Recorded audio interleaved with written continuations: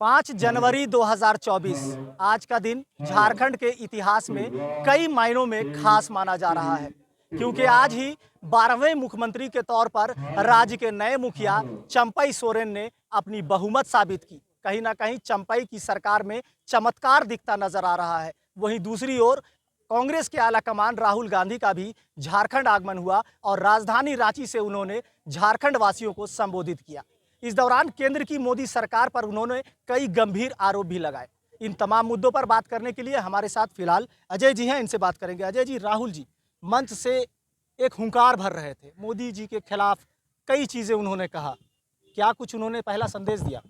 देखिए, अगर आप पिछले 2019 के बाद से लगातार आप देखेंगे, तो ऐसा नहीं है कि भारत जोड़ो न्याय यात्रा के दौरान ही उन्होंने कहा है। लगातार पार्लियामेंट के अंदर, सड़कों पे राहुल गांधी जी एकमात्र नेता है जिन्होंने नरेंद्र मोदी और अमित शाह की पॉलिसीज़ को खुल के उसको नकारा है और उन इश्यूज़ पे उन्होंने बिल्कुल गंभीरता के साथ बात रखी है और वो अटैक करने में वो किसी हद तक जाते हैं। क्योंकि आज के दिन में लीडर्स के मन में जिस तरीके से सेंट्रल एजेंसीज का जो डर और भय लोगों ने पैदा कर दिया है कि लोकतंत्र में विरोध के स्वर नहीं उभर पा रहे हैं। क्योंकि किसी भी डेमोक्रेसी में अगर आप विरोधी अगर बातों को रख नहीं पाए, कहीं गलत हो रहा है, गलत को गलत नहीं कह पाए, तो इससे बुरा कुछ नहीं हो सकता था। तो राहुल गांधी जी सही मायने में एक न्याय योद्धा हैं और भारत जोड़ो न्याय यात्रा जो चल रही है, इस पे पूरे झारखंड में बड़े उत्साह से लोगों ने उनका स्वागत किया है। और उस उत्साह को देखते हुए यहाँ के जो लोकल इश्यूज़ हैं, खास करके जब शहीद मैदान के अंदर वो आए,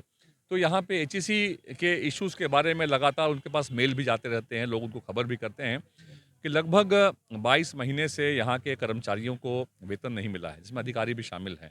जो दैनिक वेतनभोगी जो यहाँ के लोग हैं, कर्मचारी हैं, उनको 18 महीने से तनख्वाह नहीं मिला है। उन इश्यूज़ पे भी उन्होंने कहा।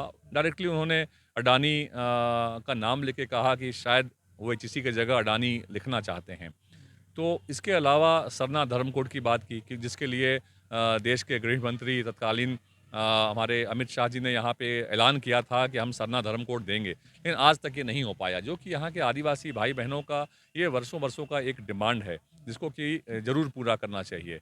इसके अलावा जो बेरोज़गारी के इश्यूज़ हैं, आज युवा जो हैं वो जॉब्स के लिए एक 20,000 25,000 की नौकरी के लिए वो परेशान हैं, जो ओवर क्वालिफाइड लोग हैं, जो जिन्होंने काफ़ी बार जो पोस्ट ग्रेजुएट्स हो चुके हैं, उन्हें भी नौकरियां नहीं मिल पा रही है। जो हड़बड़ी में लाए हुए जीएसटी और नोटबंदी के बाद से जो आर्थिक लोगों में जो एक ये आया था, वो अभी भी डल चल रहा है।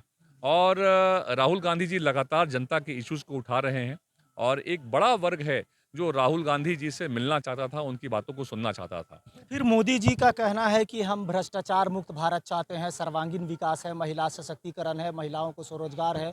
इन तमाम चीज़ों के बावजूद फिर न्याय यात्रा किन चीज़ों पर न्याय दिलाना चाहती है? देखिए, क्या करप्शन और भ्रष्टाचार सिर्फ कांग्रेस सरकार, कांग्रेस जेएमएम सरकार, कहीं आपकी सरकार में ही है, या जो बीजेपी की जो गवर्नमेंट्स हैं, आप देखेंगे यहाँ हमारे झारखंड में लगातार शुरुआती दौर पे जब करप्शन की बातें हो रही थी, एक हमारे यहाँ के बड़े लीडर सरयू राय जी लगातार पिछली ही सरकार के बारे में काफ़ी इश्यूज़ को उठाया करते थे। लेकिन जो पिछले इश्यूज़ पे क्या आपने कभी देखा, पिछली रघुवर जी की सरकार के ऊपर कहीं ईडी या सीबीआई की कार्रवाई हुई? और आप जहाँ भी अगर कांग्रेस से लोग दूरी बना लेते हैं, जो गठबंधन के दल हैं, तो उनको सेंट्रल एजेंसीज़ नहीं छूती है। जहाँ बीजेपी की सरकारें हैं, वहाँ करप्शन हो रहा है, क्योंकि ये करप्शन का ही पैसा है जिसको लेके लोग पोचिंग करने की कोशिश करते हैं या विधायकों को मैनेज करने की कोशिश करते हैं। तो ये पैसा कहाँ से आ रहा है भारतीय जनता पार्टी के पास?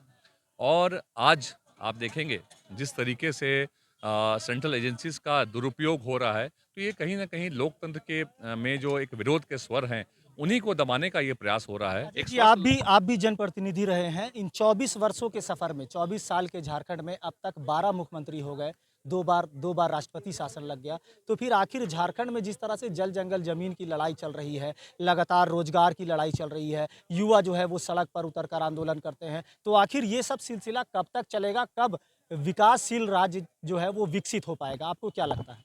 देखिए, काफ़ी दर्द होता है क्योंकि मैं यहाँ का मूल निवासी हूँ और काफ़ी दर्द होता है इस पूरे झारखंड के सफ़र को देख के। और हम सबको मिलके इस पे तो मुझे लगता है कि कोई भी दल जब सरकार में है, तो विपक्षियों को भी एक कंस्ट्रक्टिव उसमें सहयोग करना चाहिए कि ये राज्य हमारा आगे बढ़े, क्योंकि अल्टीमेटली जब आप राजनीति करते हैं तो समाज को ही आगे बढ़ाने के लिए करते हैं, वहाँ के लोगों के लिए राजनीति करते हैं। लेकिन झारखंड में ये दुर्भाग्य रहा है और मुझे लगता है कि जिस तरीके से बीजेपी लगातार लोग बात करते हैं, आप देखेंगे बीजेपी जब ने लंबे समय तक रूल किया है। 2019 के बाद जब हेमंत सोरेन जी की सरकार बनी, तो 2 वर्षों के अंदर ही आप देखेंगे कि लगातार जिस तरीके से परेशान किया जा रहा है इस सरकार को, तो एक लोकप्रिय सरकार को अगर तंग करेंगे तो उससे काम अफेक्ट होते हैं।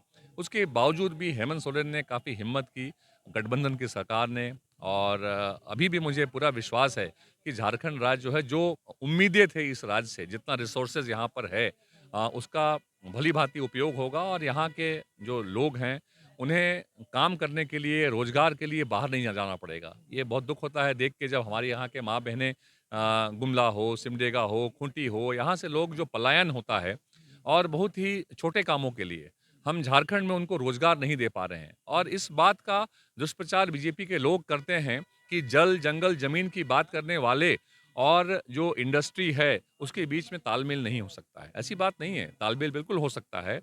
ये और यहाँ पे आप देखेंगे कि जब एचईसी का जब यहाँ पे एचईसी जब आया, यहाँ पे ज़मीन अधिग्रहण जो हुआ था, तो ये लैंड किनकी थी? यहाँ के आदिवासी, यहाँ के मूल निवासियों की ज़मीन थी। तो पहले भी यहाँ के स्थानीय लोगों ने अपनी ज़मीनें डेवलपमेंट के लिए, विकास के लिए दी है। तो जल, जंगल, ज़मीन को, लेकिन अगर आप कहीं उनकी जो ज़िंदगी है, यहाँ के आदिवासी मूलवासियों को, उसको डिस्टर्ब अगर नहीं करेंगे, एक तालमेल बनाने की ज़रूरत है। और ये इस कमी को जेएमएम, कांग्रेस, आरजेडी की सरकार पूरा कर सकती है, क्योंकि इसके मुखिया हेमंत सोरेन जी थे, और जिनको कि गलत तरीके से हटा दिया गया। तो ये सरकार अच्छा काम कर रही थी, जिस काम को रोकने के लिए ये सारी साजिश की गई। लेकिन इस साजिश को नाकाम किया गया और जो सरकार का गठन हुआ है, हमें पूरा विश्वास है कि सरकार आगे अच्छा काम करेगी। आज जिस तरह से हेमंत की हिम्मत के साथ चंपई ने बहुमत साबित किया है, अब लगता है ये स्थिर सरकार आगे झारखंड के विकास की एक लकीर खींचेगी। देखिए, ये स्थिर सरकार बिल्कुल रहेगी। चाहे कितनी भी कोशिश लोग कर ले कि सेंट्रल एजेंसीज़ को यहाँ लगा के यहाँ के सरकार को डिस्टर्ब किया जाए। परेशानी हो सकती है, इमीडिएट परेशानी हो सकती है, लेकिन आप देखेंगे अंत में लोकतंत्र में सच्चाई की ही जीत होगी और जो न्यायपालिका है, उस पे सभी लोगों को भरोसा है और हमें भी पूरा विश्वास है कि हेमंत सोरेन भी बेदाग इसमें से बाहर निकल के आएँगे। बहरहाल ये थे हमारे साथ अजय नाथ सहदेव, जिन्होंने सीधे तौर पर कहा कि भले ही भाजपा द्वारा हमें परेशान किया जा रहा है, महागठबंधन को परेशान किया गया और जिस तरह से झारखंड में जो खेल का सिलसिला, राजनीतिक खेल का षड्यंत्र रचा गया, उसमें कहीं न कहीं जीत सच्चाई की हुई और आखिरकार हार गया वो झूठ जो कि भाजपा के लोगों ने किया था। ऐसे में इन्होंने ये भी कहा कि चंपई सोरेन ने आज बहुमत साबित किया है और निश्चित ही झारखंड अपने पथ पर आगे बढ़ेगा, राज्य के विकास की एक नई लकीर जरूर खींचेगा। सहयोगी फैयाज के साथ मोइजुद्दीन, कोलांचल संवाद, रांची।